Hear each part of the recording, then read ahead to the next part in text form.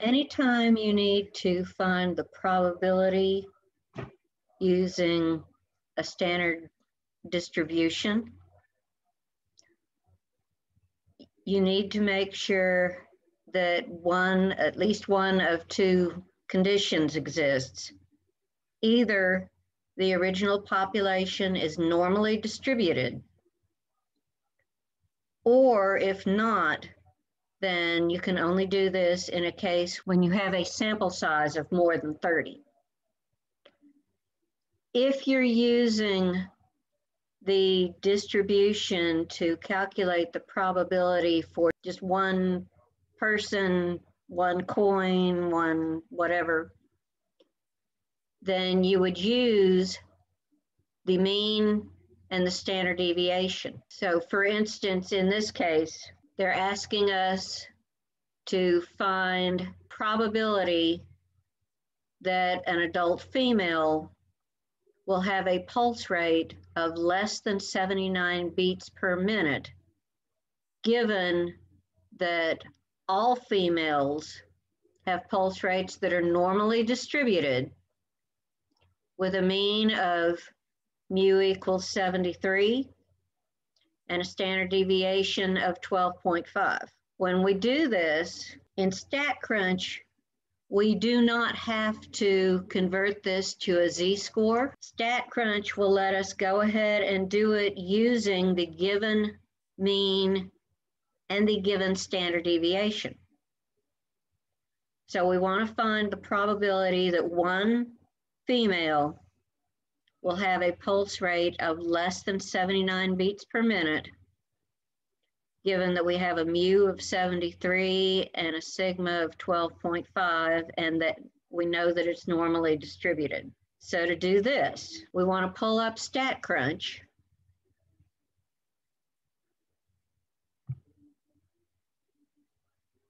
Go to Stat, Calculator, Normal.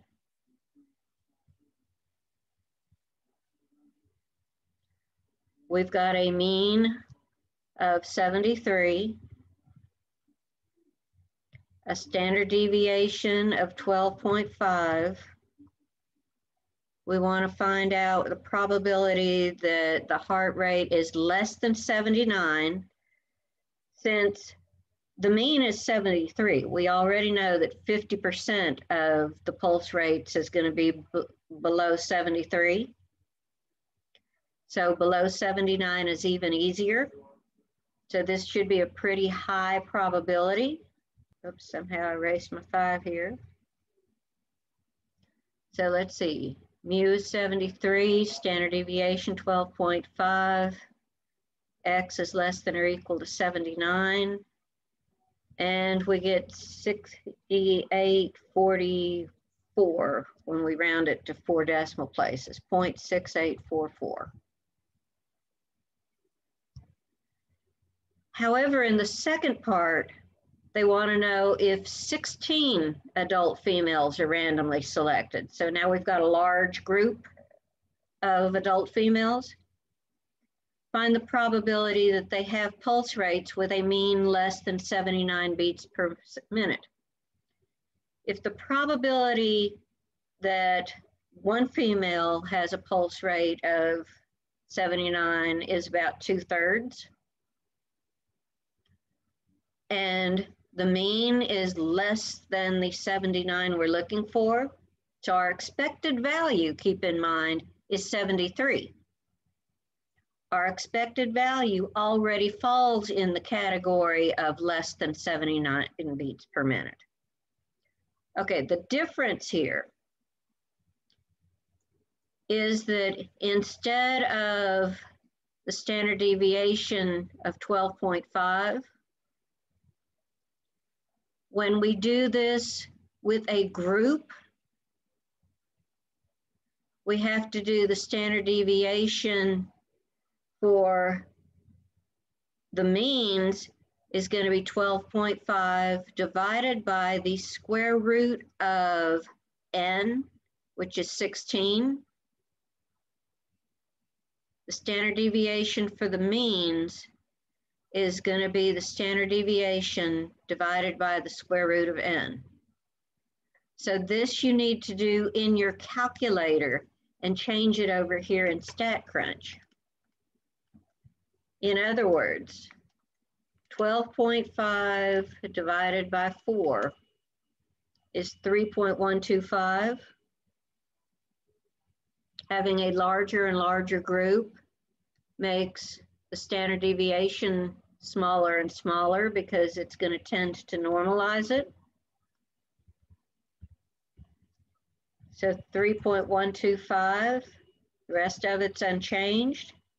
Now we have a probability of over 97%, 0.9726. Remember that the requirements are either that the original population is normally distributed or that our sample size is greater than 30. In this case, it was normally distributed.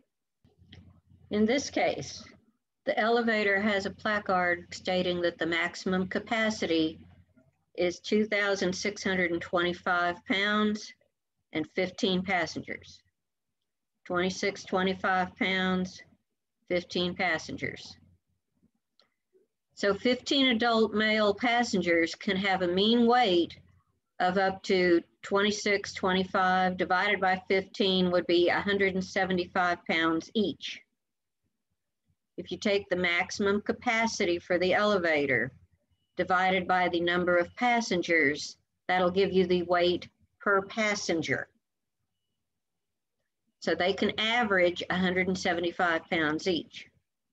If the elevator is loaded with 15 adult male passengers, find the probability that it's overloaded because they have a mean weight greater than 175 pounds. Assume that the weights of males are normally distributed with a mean of 179 pounds and a standard deviation of 25 pounds. If they cannot have a mean weight that's greater than 175 pounds, and yet our expected value, the mean is 179, I think we're going to be in trouble because the larger the group, the more the mean is going to tend toward the 179. Let's see what StatCrunch has to say. The mean, now remember the mean is actually the mean weight of males.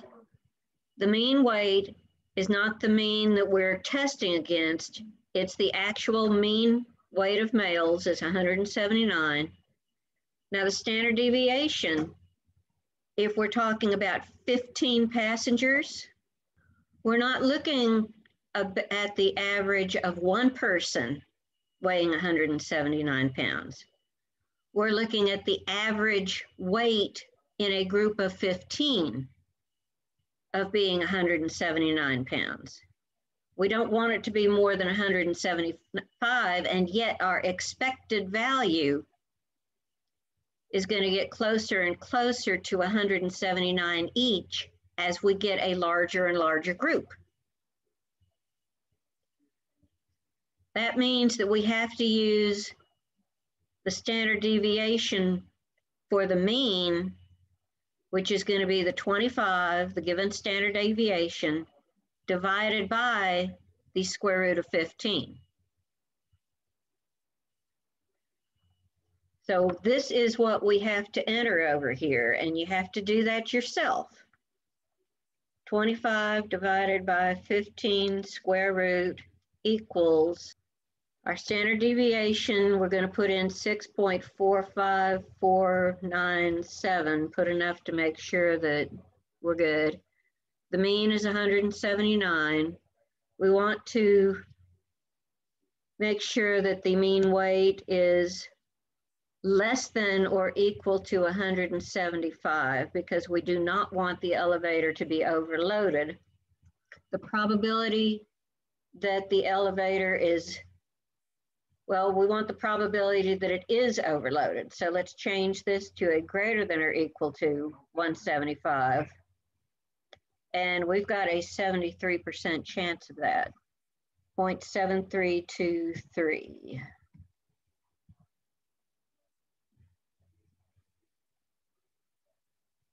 So there's a very good chance that this is going to exceed the safe weight. All you have to do on these is to make sure that you're using the correct standard deviation for the situation. If it's just one person, use the given standard deviation. If it's a group of more than one, then you have to do the standard deviation divided by the square root of n. If it doesn't say to start with that it's normally distributed, and your sample is not at least 30 people or 30 something, then you cannot do this. So who knows, they could sneak one in. So that's all there is. This one's easy enough to just about make up for the last section. Have fun. See you later.